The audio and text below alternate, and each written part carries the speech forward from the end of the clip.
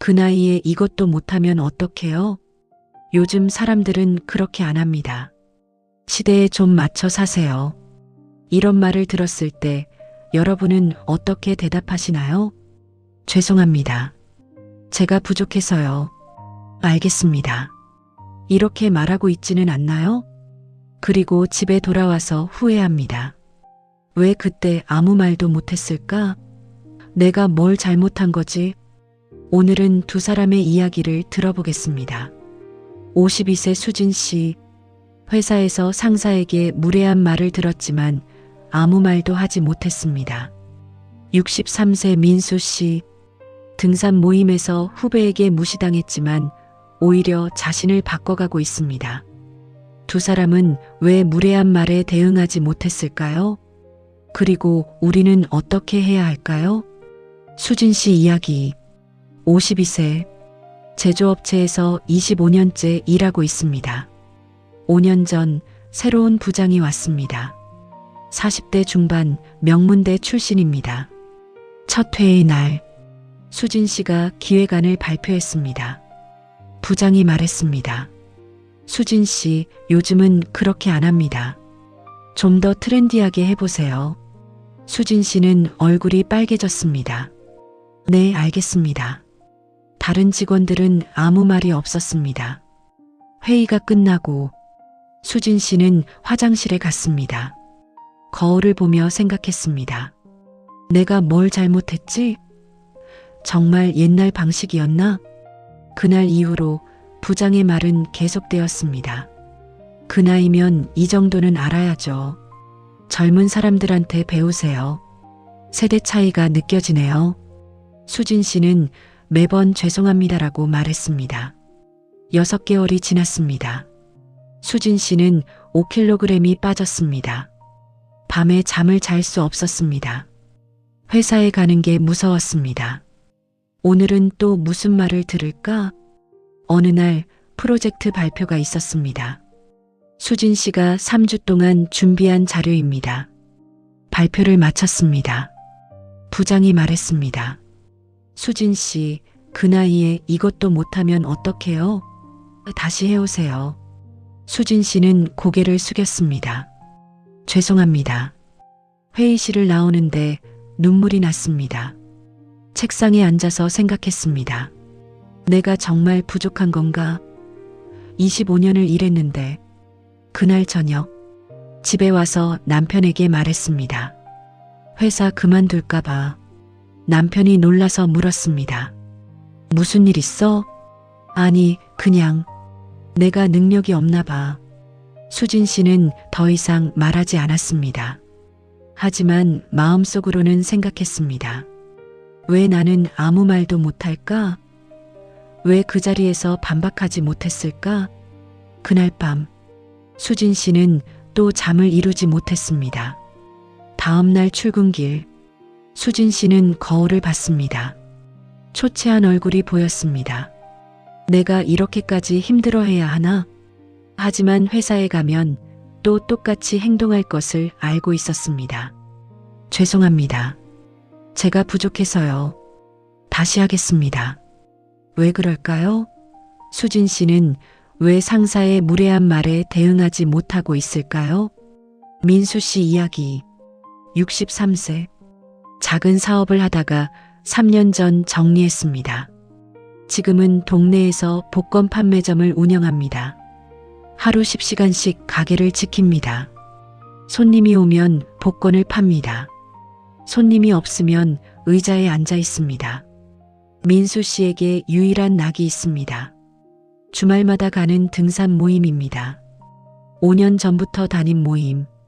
단골 멤버들과 함께 산에 오릅니다. 밥을 먹고 소주를 마십니다. 6개월 전 새로운 사람이 들어왔습니다. 경호 씨, 48세, IT 회사 임원입니다. 첫날, 형님 반갑습니다.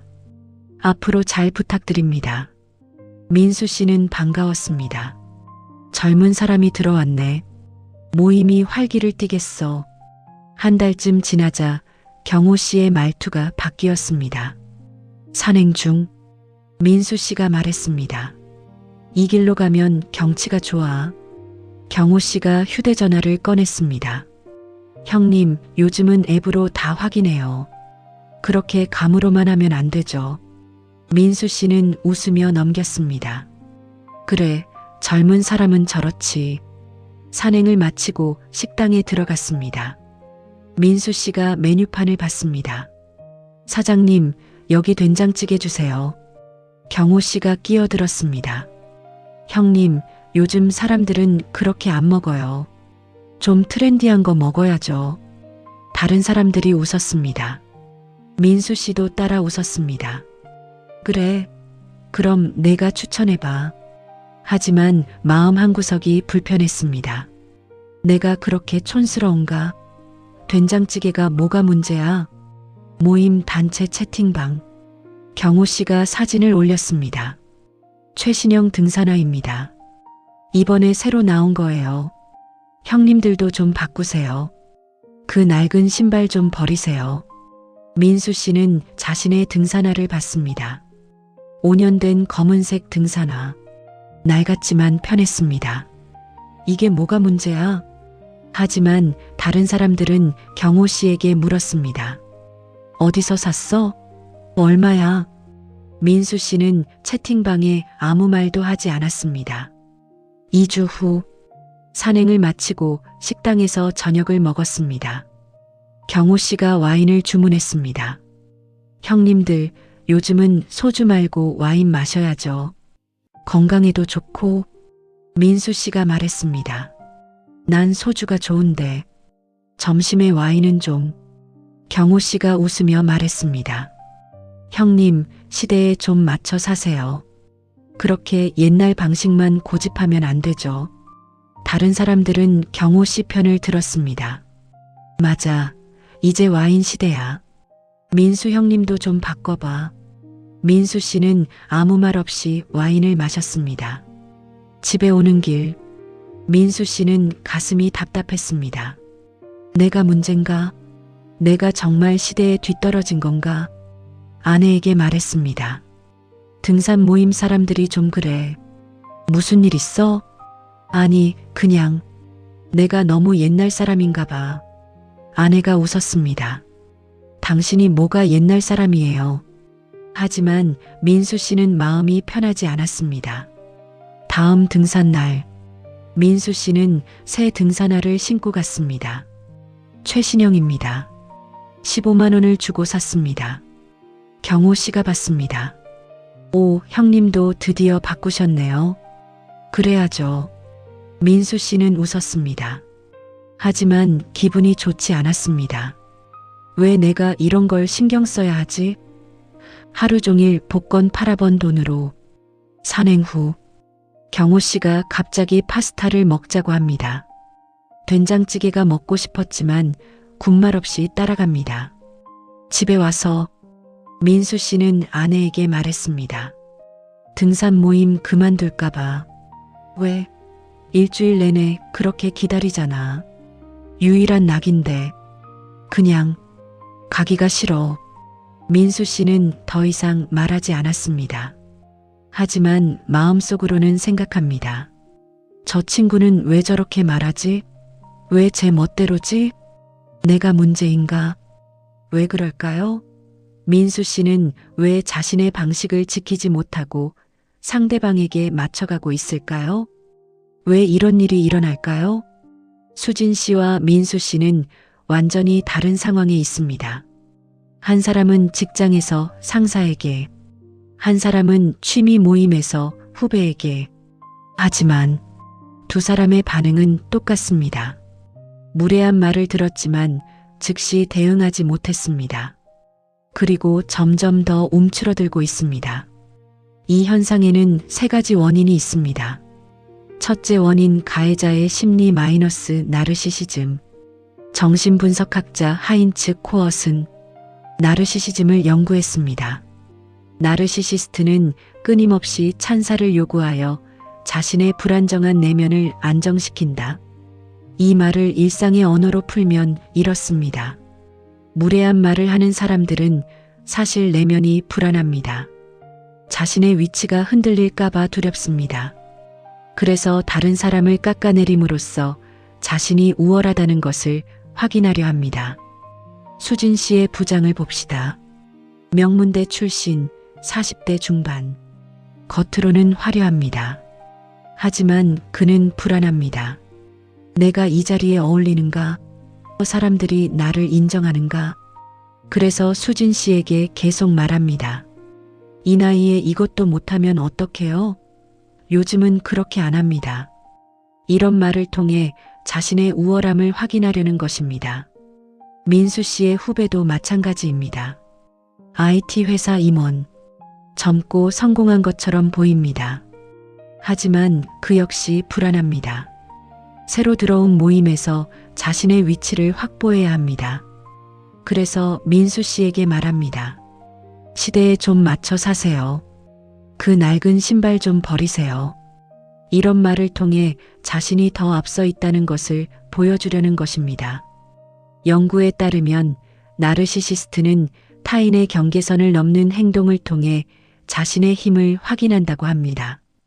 즉, 무례함은 상대방의 문제가 아니라 무례한 사람 자신의 불안에서 나오는 것입니다. 둘째 원인 피해자의 심리 마이너스 갈등 회피.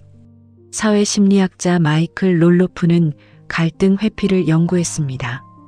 갈등을 회피하고 미해결 상태로 두면 대인관계가 골마버려 문제가 악화되고 결국 폭발적 충돌이나 심각한 정서적 억압이 된다.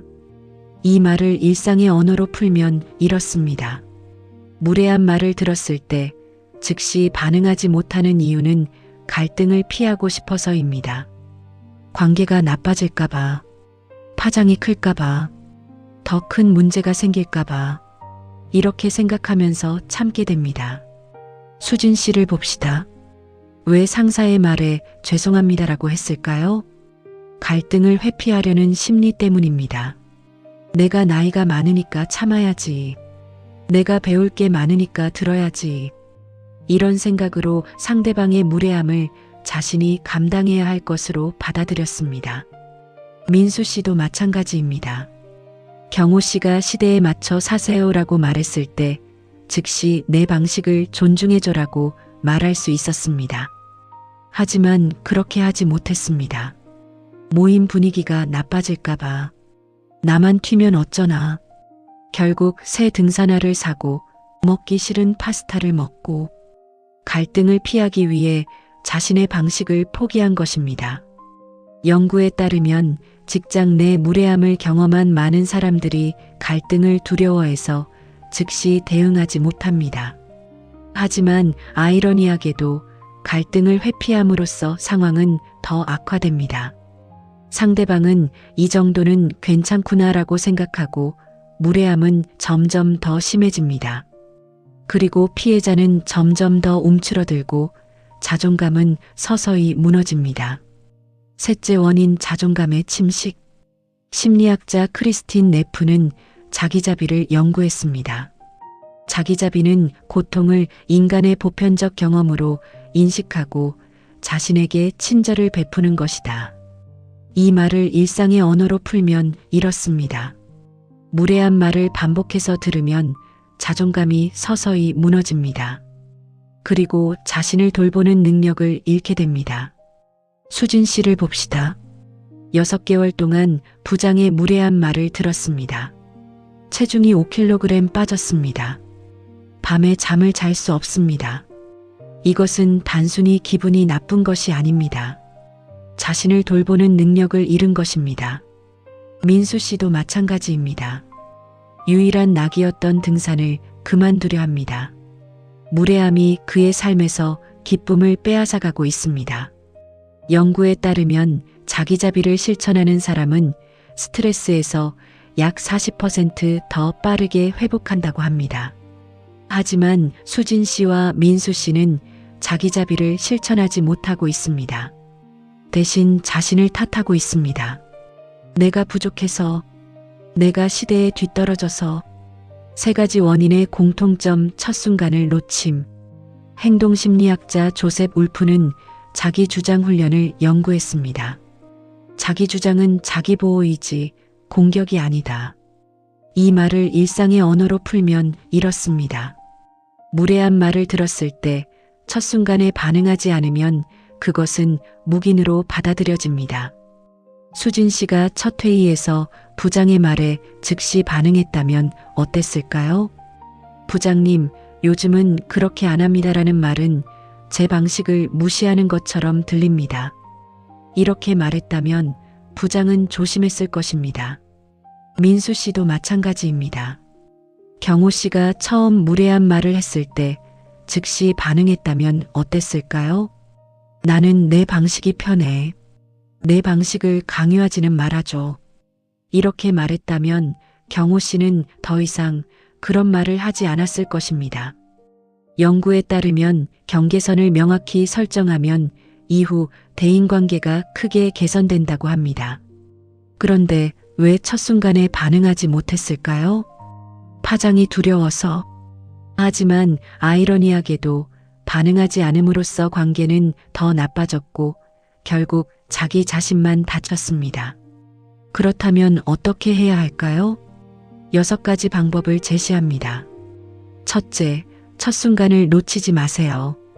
무례한 말을 들었을 때 즉시 반응하세요. 그 말은 저를 불편하게 합니다. 그런 식으로 말씀하시면 기분이 나빠요. 이 한 문장이면 충분합니다.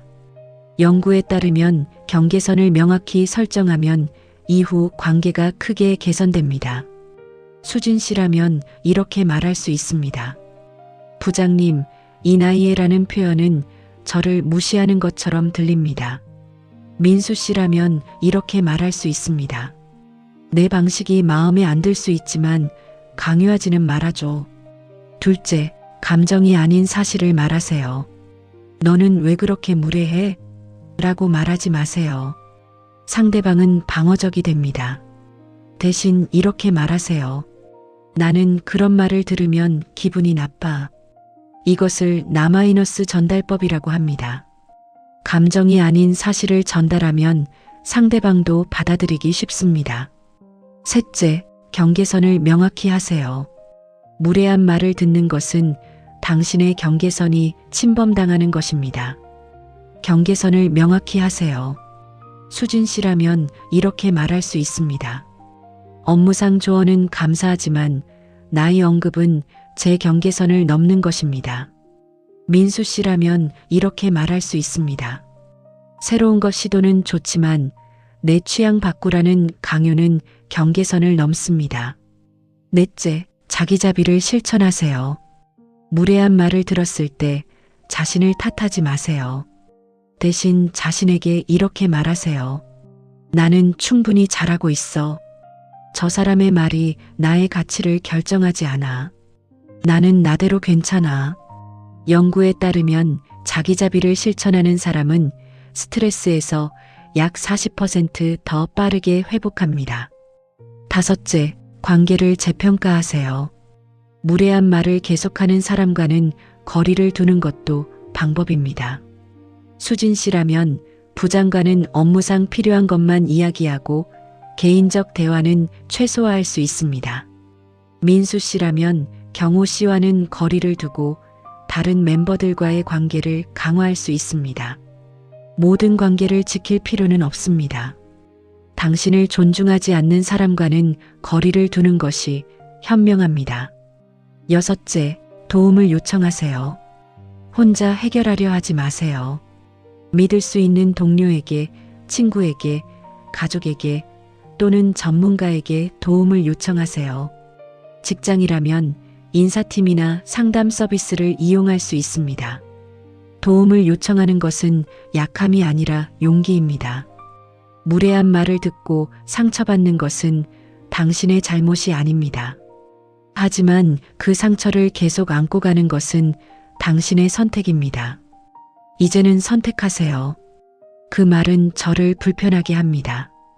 이 한 문장으로 당신의 존엄성을 지키세요. 수진 씨와 민수 씨는 좋은 사람입니다. 하지만 좋은 사람이라는 것이 자기 희생을 의미하지는 않습니다. 무례한 사람은 어디에나 있습니다. 하지만 그들이 당신의 가치를 결정하지는 못합니다. 다음에 누군가 당신에게 무례한 말을 한다면 참지 마세요. 웃으며 넘기지 마세요. 대신 명확하게 말하세요. 그 말은 저를 불편하게 합니다. 당신의 경계선을 지키는 것, 그것이 자기 존중의 첫걸음입니다. 무례한 사람에게 웃으며 대처한다는 것은 그들의 말을 받아들인다는 뜻이 아닙니다. 당신의 존엄성을 지키면서 침착하게 대응한다는 뜻입니다. 중년의 삶에는 지켜야 할 것들이 있습니다. 당신의 마음, 그것이 그 중 하나입니다. 그 마음을 조금 더 이해해 보세요.